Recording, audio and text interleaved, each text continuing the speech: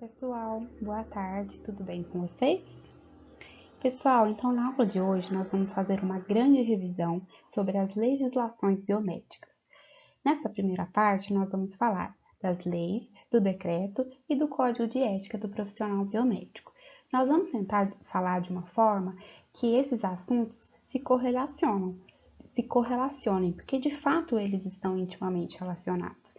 Uma vez que a gente entende que um está intimamente relacionado com o outro, fica mais fácil para a gente entender e a gente não fica aí nessa obrigação de decorar e memorizar coisas que são desnecessárias. Ou seja, eu proponho que a gente então tente entender de fato a importância desses elementos aí dentro das legislações biomédicas. Pessoal, quando eu falo em lei, conceito geral, eu estou falando do ato de legislar. Legislação é o ato de legislar, fazer leis. Mas como assim, né? A legislação é um conjunto de leis que regulariza uma ciência ou uma matéria. Vale para a biomedicina, mas também vale para a medicina, para a farmácia, para o direito, para a administração. O conceito de legislação, ele é geral, certo? Ele estabelece, então, as condutas e as ações que são aceitáveis ou recusáveis de um indivíduo, de uma instituição, de uma empresa e de uma profissão, que é o nosso caso, tá? Só quando a gente fala em legislação, logo nos vem à mente a questão das leis, das resoluções, normativas, portarias, diretrizes curriculares, decretos, enfim, são uma série de nomenclaturas, tá? Eu proponho que a gente não fique aí preocupado a decorar o que cada uma dessas nomenclaturas significa e também não precisamos saber como diferenciá-las teoricamente. Vamos somente ter na nossa cabeça que na nossa profissão nós temos aí, como nessa pirâmide aí demonstrada, nós temos o código de ética, que é como se ele fosse soberano.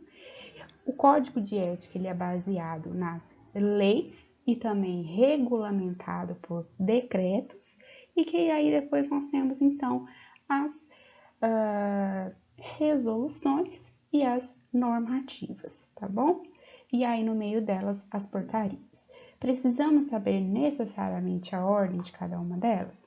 Não precisamos ficar presos a isso, não é importante para a gente. Um profissional da área do direito precisa sim saber sobre hierarquia jurídica, mas para a gente o que basta a gente saber?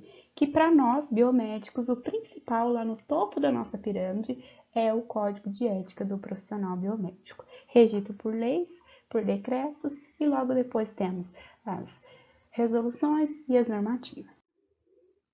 Pessoal, quando a gente entra lá no site do Conselho Federal de Biomedicina, na aba Legislação, a gente encontra lá todos esses termos que eu acabei de falar para vocês, que vão ser resumidos nesse fluxogramazinho. Agora, nós vamos então revisar um pouco sobre o decreto de 83, as leis, com foco na lei de 3 de setembro de 79 e um pouquinho sobre o Código de Ética do Profissional Biomédico, tá bom? Então, vamos lá, pessoal, um pouquinho sobre leis e decretos? Vamos lá. Aqui, como eu falei para vocês, eu trago uma diferença conceitual apenas para conhecimento, curiosidade, não se preocupem em decorar.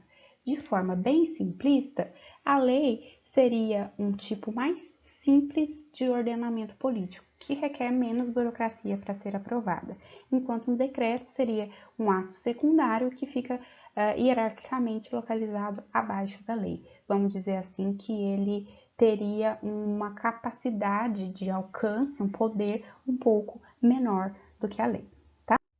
Pessoal, quando nós falamos de leis especificamente dentro da biomedicina, dentro da legislação biomédica, nós temos 4, tá? Então, estão aí destacadas para vocês. Temos 4 leis e tem aí no meiozinho um decreto, que é o decreto de 83. Vamos então falar de uma lei em específica. Sabemos que existem outras leis que são importantes, mas nós vamos falar especificamente da lei aí de 3 de setembro de 1979. Mas por que nós escolhemos essa lei? Porque ela regulamenta a profissão do biomédico. certo? Então, essa lei foi a lei que foi pioneira em falar a respeito do exercício da profissão do biomédico, tá certo? Ela diz, então, que o exercício da atividade da profissão do biomédico, ela é privativa, ou seja, ela é exclusiva aos portadores de diploma que são devidamente registrados, de bacharel e curso oficialmente reconhecido de ciências biológicas, modalidade médica. Isso naquela época, né, pessoal? Porque hoje em dia o curso ele é conhecido como biomedicina, tá bom? Além disso, ele propõe aí alguns outros tópicos importantes da nossa profissão, né? Que diz que o biomédico ele pode atuar em equipes de diagnóstico, na área tecnológica, em atividades complementares aos diagnósticos. Além disso, pessoal, ele atribui algumas funções ao profissional biomédico, deixando claro que essas funções, elas não vão causar nenhum tipo de prejuízo aos demais profissionais, porque havia sim uma preocupação por parte, especialmente dos médicos e farmacêuticos, de que a regulamentação da atividade do biomédico trouxesse prejuízo a essas categorias. Então fica aí registrado que o biomédico poderia realizar análises físico-químicas e microbiológicas de interesse para o meio ambiente. Na época, pessoal, o biomédico ele podia realizar serviços de radiografia, excluída a interpretação. O que muda para hoje em dia? Que a radiografia, o raio-x, está muito mais relacionado ao técnico de radiologia do que ao próprio biomédico, por uma questão até de conselhos, de conselho de radiologia, conselho de biomedicina. Houve aí há ainda, né, uma constante discussão para avaliar a capacidade do biomédico ou não de atuar na manipulação de equipamentos de raio-x e etc. Mas o que eu gostaria de trazer para vocês é que já havia naquela época uma proposta de atuação do biomédico na área de imagem, né, que hoje está restrita aí mais à ressonância, à tomografia, etc. E também atribuía ao biomédico a realização, sob supervisão médica, obviamente, serviços de hemoterapia. O que é isso, pessoal? Hemoterapia, como o próprio nome diz, seria a terapia associada a hemocomponentes, a componentes do sangue e ao próprio sangue, né? E também de radiodiagnóstico. Radiodiagnóstico está ligado, por exemplo, a radioterapia, que seria aquele tratamento, né, para o câncer associado à emissão, né, de radiofrequência, né, com foco especial ali o órgão, o tecido que estiver acometido pelo tumor, tá bom, pessoal? Existe essa atuação do biomédico, nós já vimos, por exemplo. E também planejar e executar pesquisas científicas, que inclusive era uma das principais atribuições do biomédico naquela época, né? Tanto atuar a nível de ensino nas áreas básicas dos cursos superiores de medicina e odontologia, nós vimos lá no História e Trajetória da Biomedicina, como também realizar aí pesquisas básicas, né? Pesquisas científicas em instituições públicas e privadas. Ok, pessoal, antes de entrar aqui no decreto, vocês podem estar me perguntando por que as outras leis não são importantes? Elas são importantes, né? A de 82, como nós já vimos lá no História e Trajetória da Biomedicina, desmembrou as categorias de Biologia e Biomedicina. E a de 83 barrou, naquele momento, a realização de exames clínicos laboratoriais por parte do biomédico. Seria permitido somente aos profissionais portadores do diploma até a data de 83. Isso naquela época. E depois de um tempo é que foi possível aí a regulamentação dessa atividade por completo, que foi lá por volta de 85, 86. Estou só relembrando para vocês, eu destaco a lei de 3 de setembro de 79, porque eu acho mais justo que vocês estudem melhor uma e tenham uma noção das outras do que sobrecarregá-los com muitas, tá? Partimos aqui então para o decreto. O decreto é único, pessoal, nós só temos um dentro das legislações biomédicas, né? Que seria o de 83. O que diz o decreto de 83 e que de forma a gente pode pensá-lo para não dificultar aí a nossa compreensão. É lembrar que A Lei de 79 e o Decreto de 83 estão intimamente ligados. Por quê? Porque eles falam sobre a regulamentação do exercício da profissão do biomédico, tá certo? De acordo com leis específicas aí, uma delas, a 3 de setembro de 79, tá? E a outra delas, que é a de 82. Então, pessoal, o mais importante não é decorar números, né? Ou datas, mas lembrar que a lei de 79, que essa sim é importante, está intimamente relacionada aí ao nosso decreto de 83. Mas por que estão relacionados? Porque regulamentam o exercício da profissão, regulamentam a atividade, tá? E agora o Código de Ética, tão famoso Código de Ética, nosso livro, nossa Bíblia, o nosso aí guru da profissão. Pessoal, a resolução 198 de 2011, ela então diz o seguinte, que o Conselho Federal de Biomedicina, no uso de suas atribuições, ou seja, o que quer dizer isso? Fazendo uso do poder que a ele é conferido pelo Estado, diz o seguinte, que com base na lei de 3 de setembro de 79, tá vendo como ela de fato é importante, que foi posteriormente modificada por uma outra lei, e regulamentada pelo decreto de 83, regulamenta então o novo Código de Ética do profissional biomédico. Então, eu falo em Código de Ética, eu vejo que a resolução de 2011 que instituiu o novo Código de Ética do profissional biomédico, a nossa Bíblia, onde a gente vai encontrar tudo que a gente precisa para a nossa profissão.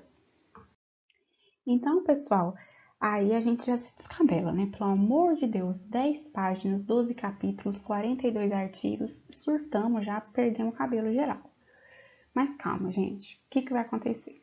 Eu resumi para vocês, para a gente conversar em aula, lá em São Lourenço, nas nossas aulas. Eu vou resumir de novo. Na verdade, eu resumi hoje o dia todo e vou novamente resumir para vocês agora na revisão e tudo vai ficar mais fácil de assimilar. Porque nós vamos pegar as principais partes, nós vamos tentar entender ao invés de decorar, e isso tudo vai facilitar, tá bom? Então, vocês vão ver que eu tirei alguns capítulos, né, e deixei os mais importantes.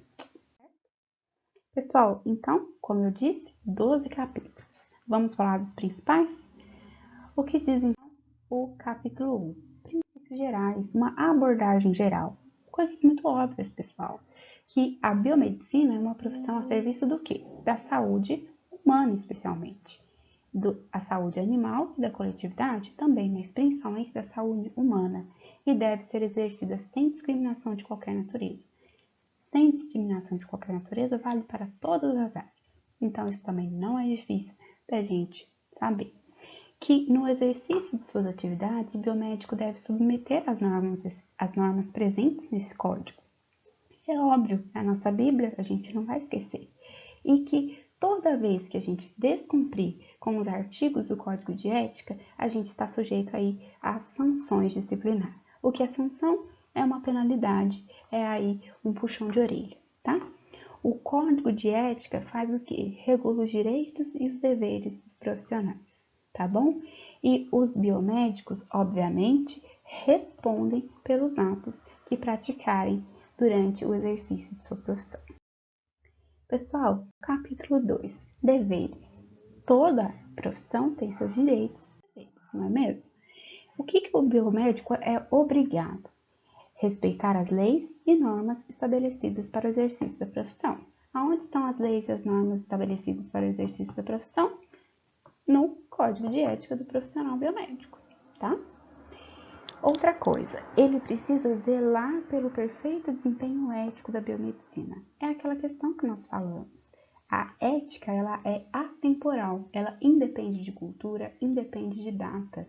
Então, não seria diferente para o nosso Código de Ética. O Código de Ética, ele vai ditar as regras que nós devemos cumprir para andar aí juntamente com a ética, né? Guardar sigilo profissional, destacado aqui, extremamente importante. Não podemos sair por aí simplesmente falando os resultados dos exames que nós encontramos no laboratório, né? Não podemos aí sair contando para a vizinhança que fizemos uma sorologia de HIV de fulano de tal e deu positivo. Não podemos, tá? Precisamos também, pessoal, observar os ditames da ciência e da técnica, independente de outras áreas aí do nosso viver. O que eu quero dizer com isso? Que nós, como profissionais biomédicos, nós temos que ser fiéis à ciência, né? Ser fiéis à técnica e não aos achismos que nós vemos tão comuns por aí, né? Todo mundo hoje é bacharel em alguma coisa.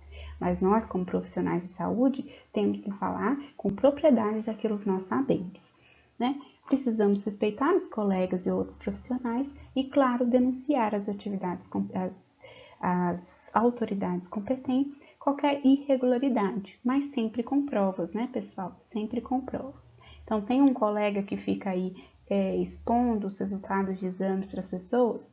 Tem como provar? Tenho. Então, posso fazer uma denúncia ao CRBM. Tá? O exercício profissional, pessoal. Então, o que nós vamos ter aí nesse capítulo? Que, obviamente, não devemos criticar o exercício de outras profissões. Acontece, né, pessoal? A gente acaba falando um pouco mal mesmo. Às vezes nós nos estressamos com a forma que algumas profissões têm mais prestígio ou não que a nossa, sendo que nós estudamos tanto. Mas a gente deve evitar, né? Não ser conivente com o erro é muito importante. Então, quando eu observar um comportamento ilegal, que eu possa estar aí denunciando para o conselho, eu devo fazer, mas sempre com provas. Existe justa remuneração, é o nosso direito. Olha o tanto de tempo que nós estamos investindo na nossa formação, investindo aí tempo e dinheiro, não é? Então, nós temos que exigir justa remuneração, tá? E, pessoal, cooperar com a proteção do meio ambiente é nossa obrigação e não participar jamais de qualquer tipo de experimentos, né, com seres humanos com fins bélicos, como eu disse para vocês, utilizar de armas químicas, né, fazer experiências com o objetivo de validar armas químicas, biológicas, raciais, eugênicos, nada disso, pessoal. Vamos dizer sempre não ao preconceito, que essas práticas não façam parte da nossa realidade, tá? E quais são os nossos direitos? Porque também temos direitos, né? O biomédico, ele tem o direito, como qualquer outro profissional, de exercer com liberdade e dignidade a biomedicina, certo? Sem ser discriminado por religião, sexo, raça, nacionalidade, opção sexual. Não entra, isso aqui não entra, pessoal. Não pode entrar em nenhum local, mas na nossa aula, especialmente, isso não entra. Que a gente possa perpetuar essa ideia, dizer não ao preconceito, à intolerância, à homofobia e tudo isso que é tão, não só desagradável, mas tão desumano mesmo, né, gente? E cabe a nós também, é nosso direito identificar falhas nos regulamentos e nas normas, nas instituições em que nós trabalhamos, porque nós temos o direito de trabalhar em locais que sejam bem estruturados, que tenham regras de segurança, de biossegurança, que tenham EPIs, tudo isso, né, pessoal? E nós também estamos no nosso direito quando recusarmos a exercer instituição pública ou privada, o nosso trabalho em locais onde as condições não sejam dignas, né? E possam, inclusive, prejudicar pessoas. Então, estamos no nosso direito de recusar a trabalhar nesses locais. Pessoal, além disso, é nosso direito ter respeitado, em nome da liberdade da profissão e sigilo profissional, a inviolabilidade do laboratório, né, dos dados, do local de trabalho. São essas questões que nós abordamos na sala de aula, em que nós dissemos que existem dados, técnicas que nós utilizamos no laboratório, processamento de dados dos pacientes, processamento de resultados, que cabe somente a nós, biomédicos, e os nossos funcionários, os nossos companheiros de trabalho, saber. Eu não preciso sair por aí contando, tá? E as pessoas não devem falar sem que haja aí uma obrigação de falar, ou seja, é nosso direito manter o nosso sigilo dentro do nosso ambiente de trabalho. É um dever e é um direito também, tá? Eu quero que vocês entendam que eu quero me referir ao seguinte, é meu direito manter o meu protocolo, que é claro, ele é embasado em ciência, embasado em artigos científicos, mas é meu direito não sair por aí divulgando, entenderam? Tá? Também é direito dispor de boas condições de trabalho e, novamente, receber justa remuneração e não se deixar explorar por terceiros com nenhuma finalidade. O respeito à vida é muito importante, o respeito ao profissional, o respeito ao ser humano. Pessoal, chama atenção aqui para esse capítulo, hein? Capítulo 5 é muito importante, os limites para divulgação e propaganda da atividade biomédica. Vamos lá? Então, o biomédico pode utilizar de meio de comunicação? Pode. Para quê? Para conceder entrevistas ou palestras sobre assuntos relacionados à biomedicina, com finalidade educativa e científica. Posso fazer uma live no meu Facebook falando sobre o Covid-19? Posso, desde que ela tenha utilidade científica e seja de interesse social. Agora, para me autopromover somente, não, tá? Os anúncios, sejam individuais e coletivos, eles só devem conter nome, CRBM, habilitação, título da profissão, ou seja, se é especialista, mestre, doutor, endereço e horário de trabalho. Fora isso, gente, não pode. Então, a propaganda, a placa, o post de WhatsApp, de Instagram, ele tem que ser nessas normas, tá? Ele não pode ser feito de outra maneira. Ele não pode conter informações adicionais que nós vamos ver logo. Ou seja, é proibido ao biomédico oferecer seus serviços profissionais através de qualquer mídia para promover-se profissionalmente. Isso, pessoal, quer dizer que o biomédico, no exercício de sua profissão, ele não pode oferecer os seus serviços sem que haja, né, uma finalidade educativa, uma finalidade de interesse social. Ele não pode sair por aí disparando propagandas contendo o preço dos procedimentos, contendo, por exemplo, detalhes como fotos de pacientes, resultados com vínculo a nomes, a estabelecimentos. Não pode. Ele, como eu disse para vocês, ele não pode também publicar fotos de pacientes, a menos que já tenha publicado em artigo científico e com autorização desse paciente. E aqui, pessoal, fica registrada a parte mais importante deste capítulo. Ele não pode anunciar preços de serviços, modalidades de pagamento e outras formas de comercialização, tá? Um tópico aqui que talvez gere uma certa dúvida. Afinal, então, ele pode ou não pode oferecer seus serviços nas redes sociais? A gente vê que isso é bastante comum, né? Então, o oferecer serviços nas redes sociais fica aí como uma forma atualizada de divulgar o seu trabalho na forma de placas, de banners, como era assim mais uns tempos atrás, né? Hoje já não é tanto. Então, fica aí as mesmas regras, tá? Nome, CRBM, titulação, habilitação, endereço e horário de trabalho. As demais coisas não pode. Aqui tem uma figura muito legal, pessoal, que fala o que o biomédico não pode publicar nas redes sociais. Por incrível que pareça, esses vídeos de fotos de antes e depois expondo o paciente não é permitido, tá? Publicidade e propaganda enganosa nem se fale, habilitações não comprovadas, ou seja, que não tenha lá o seu diploma, laudos de pacientes, dados de pacientes, não podem, tá? Fotos e vídeos de procedimentos é o que a gente mais vê, pessoal, mas teoricamente também não pode, tá? Vamos aí para o capítulo 6, das relações com os colegas, né? Nas relações com os colegas, o biomédico deve manter sempre respeito, né? Manter o respeito ao ser humano, isso em qualquer lugar, gente. Não é novidade, é coisa da gente pensar. É proibido criticar o local público por razões de ordem profissional, ou seja, se você tem um problema pessoal com ele, resolva com ele, mas criticá-lo profissionalmente não é legal, né? Oferecer denúncias sem elementos comprobatórios.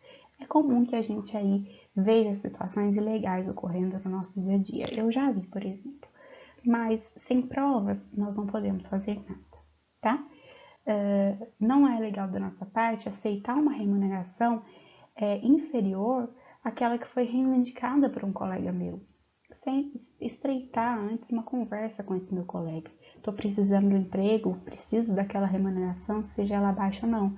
Converse com o meu colega, porque o meu colega fez o esforço de reivindicar um salário melhor por mim, pela minha classe, né? E aí já entra a questão de aceitar remuneração abaixo do estabelecido como piso. Isso, inclusive, é muito grave, pessoal, porque as pessoas, os biomédicos, o pessoal envolvido do sindicato faz aí uma pressão, uma série de manifestações e atos para que seja respeitado o piso. Então, é importante a gente respeitar o piso. O que é isso? Uma remuneração mínima aceitável, tá? Não é legal também ficar aí tentando atrair a clientela do nosso colega mediante propaganda que não é permitida pelo órgão, que é o que muitas pessoas fazem, né? Divulgando aí valores, divulgando aí formas de pagamento. De uma certa forma, eu tô aí tentando pegar a clientela do meu amigo, né? Do meu colega de profissão, de forma ilegal, né? Pessoal, e das relações com a coletividade, ou seja, com o outro, com os outros seres humanos, não só os colegas, mas os seres humanos, os pacientes, o coletivo, como que fica? O biomédico não poderá praticar ou permitir a prática de atos que prejudiquem a pessoa humana. Isso ninguém pode, né, pessoal? Também é óbvio, né? Recusar, a não ser por motivo relevante, que inclua, por exemplo, uma ordem judicial, a assistência profissional a quem dele necessitar. Isso, pessoal, é muito grave, porque saúde é um direito e não é negociável, tá? O biomédico não deve ser conivente com o exercício legal da profissão, sempre que puder ele deve denunciar com as provas, né?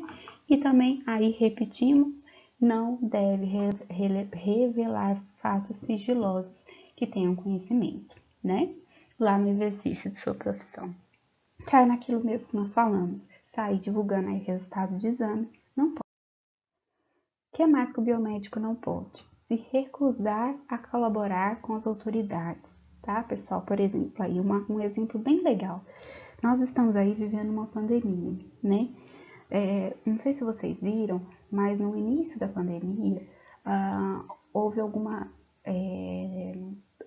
movimentação em torno do assunto de que os profissionais da saúde teriam que fazer um curso, né, para se voluntariar a trabalhar aí como biomédico, como enfermeiro, em situações de extrema necessidade, trabalhar voluntariamente. O biomédico, então, ele tem que acessar lá o Conselho Regional de Biomedicina, na qual ele é inscrito, e verificar aí se realmente ele deve fazer esse curso, se ele deve atuar, quando ele será recrutado e a importância desse ato, né, frente a grandes situações de extrema necessidade. Situações de guerra, situações de pandemia, ele tem que prontificar-se, ele não pode negar, tá? O biomédico jamais poderá e ninguém poderá participar, auxiliar ou se silenciar diante de práticas de tortura em relação a pessoas e formas de procedimentos degradantes, tá? Falsear dados científicos, pessoal. Aqui eu vou falar uma coisa muito importante. Se eu copio da internet e colo na minha atividade, eu copio do meu colega e colo na minha atividade, eu estou fazendo plágio. Se eu invento um dado e publico, eu estou fazendo plágio. Então, fiquem atentos ao plágio, tá? E, obviamente, não poderá discriminar nenhum ser humano de nenhuma forma. Estão vendo, pessoal? Muitas coisas são óbvias da gente pensar mesmo. Não tem como a gente errar. Vocês vão ver que é coisa mesmo da gente parar um minutinho e pensar. E a questão das infrações disciplinares, pessoal. O que é infração disciplinar? Transgredir o código de ética, ou seja, ir contra o código de ética. Então, o que é infração disciplinar? Publicar foto com o valor do procedimento estético e a forma de pagamento? discriminar um ser humano, um biomédico, em relação à sua orientação sexual, em relação à sua raça, em relação à sua religião, é infração disciplinar. Não respeitar o piso salarial do biomédico, aceitar uma remuneração muito inferior, é uma infração. Então, tudo que contraria o código é infração, certo? Então, aí temos alguns exemplos: injuriar, difamar, caluniar o profissional, né? Violar sem justa causa o sigilo profissional, isso é muito grave, isso dá muito problema. Exercer a profissão biomédico quando estiver suspenso de alguma forma, né? Vocês vão ver que a infração leva a tipos diferentes de penalidade. Então, se a pessoa estiver suspensa, ela não pode, né, exercer a atividade profissional, porque isso caracterizaria aí uma infração disciplinar. Pessoal, das sanções éticas e disciplinares. É fácil também, pessoal, da gente pensar. Toda vez que a gente descumpre o código de ética do profissional biomédico, a gente faz o quê? Uma infração. Toda vez que a gente descumpre uma lei, a gente faz uma infração. Quando a gente descumpre alguma coisa, quando a gente faz alguma coisa errada, a gente não tem um castigo normalmente, não tem uma penalidade. Então, aqui é a mesma coisa, só que se chamam sanções éticas e disciplinares. O que é isso? Considera-se, então, infração a desobediência ao disposto nas normas, tá? E as infrações, quando ao exercício profissional, classificam-se leves, médias, graves, gravíssimas. E elas podem ser modificadas, elas variam de acordo com circunstâncias que atenuam a gravidade, né, do problema ou potencializam, agravam. O que quer dizer isso? Uma situação atenuante é a situação daquele biomédico que nunca cometeu nenhuma infração. E uma situação agravante é aquele biomédico que já fez outras infrações, tá? Então, aí sua pena vai ser maior.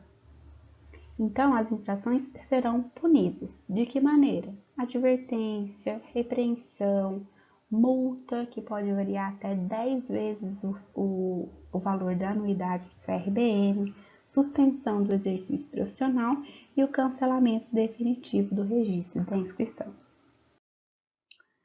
Pessoal, aqui eu trouxe para vocês a título de curiosidade e para vocês conhecerem quais são infrações éticas e disciplinares que são dignas de cancelamento, né?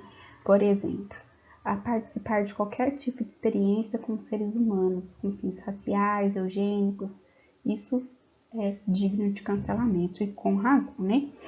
Exercer a profissão quando já estiver suspenso, deixar de pagar as contribuições devidas ao CRBM, tá? Elas são sujeitas a multa ou cancelamento, tá bom? É isso, pessoal, por hoje, né? Na verdade, nós ainda temos algumas coisas. É que pra mim parece que já faz uns dias que eu tô aqui, mas não. É isso, temos a segunda parte e depois aula. Tá bom, pessoal? Beijinhos, obrigado. Tchau, tchau.